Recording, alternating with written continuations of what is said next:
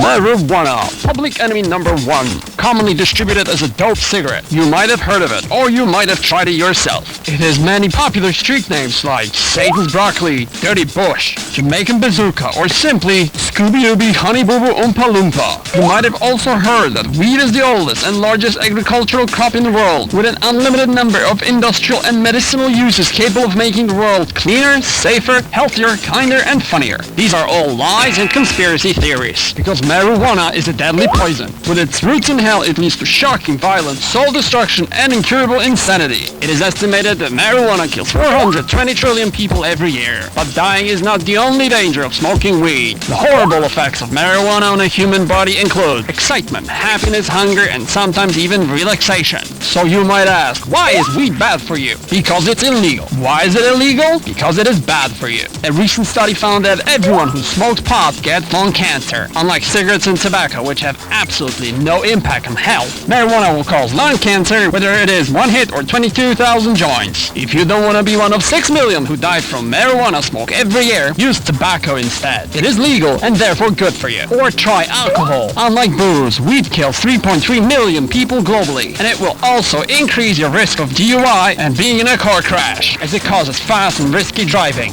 Not only is marijuana crazily addictive after only one hit, but it is also a gateway drug. 50% of society has smoked pot at some point in their lives. And look at them now. Look at all those hundreds of millions of hopeless cocaine and heroin junkies.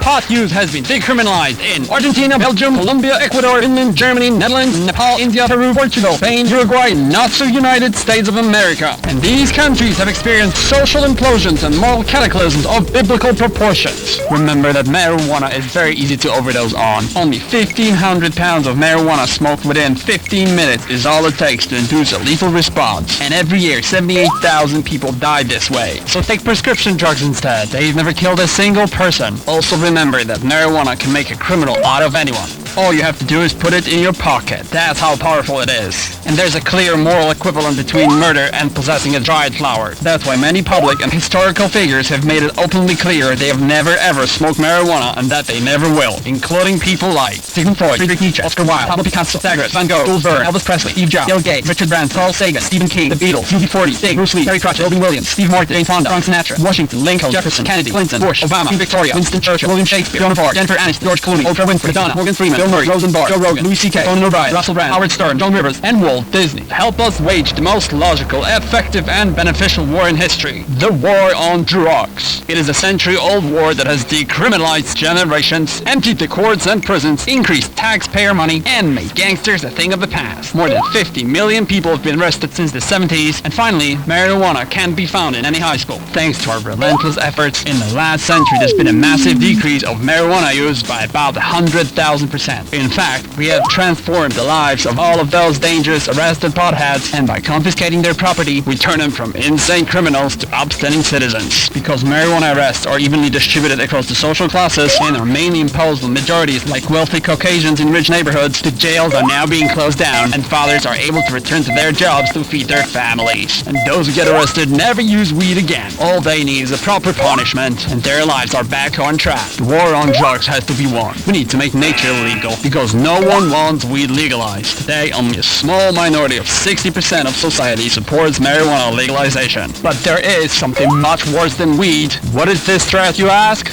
It is you. You are the biggest enemy to yourself. You might be an adult, but you shouldn't be allowed to make decisions about anything. You're irresponsible and you need to be protected from yourself. Think about the convenience of not having to make any decisions ever again. Just be a follower. We've been taking care of you for centuries, with amazingly positive results. Leave it to us. We know best what state of mind is good for you. If you have a lifestyle different than we approve, you must be helped. And because weed is not right for us, it is not right for you. In recent years, you might have heard some tree-hugging hippies spreading malicious lies about marijuana treating incurable diseases in needlessly suffering children. Because we say no to drugs, we say no to those suffering children. The modern medical industry didn't get to where it is now by providing simple and natural solutions. A non-toxic miracle drug? Remember the rule. If you can pronounce it, it doesn't work. No way can we accept this as medicine. How can we change our 80-year-old rhetoric?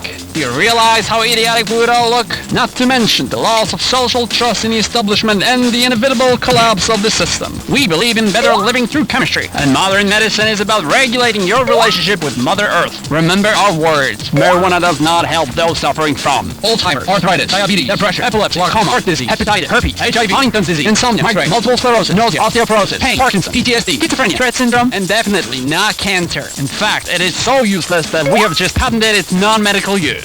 Listen to your doctor and the medical industry. Your health and not being our paying customer ever again is all we care about. We are the same people who are right about cocaine curing colds, radioactive water curing eczema, and cigarettes curing cancer. Marijuana is snake oil. No medicine can cure so many diseases at the same time. This would mean that marijuana is and does exactly the opposite of what we've been telling you for decades. That's preposterously ridiculous and ridiculously preposterous. How can it be a universal, free, non-invasive miracle cure if it has been illegal for 80 years? That's nonsense. What's next? Magic mushrooms regrowing your brain cells? Stop the madness. I repeat, active ingredients in marijuana when extracted to oil do not shrink tumors. 8 million people who die every year can be saved. So what can be done about it? Tell your children. They need to know we're on the right side of history. Make sure they remember us as heroes in a war against the devil and illegally self-healing hippies. This is the most important war of all. A war on a deadly plant. Help us put an end to this side effects-free fun.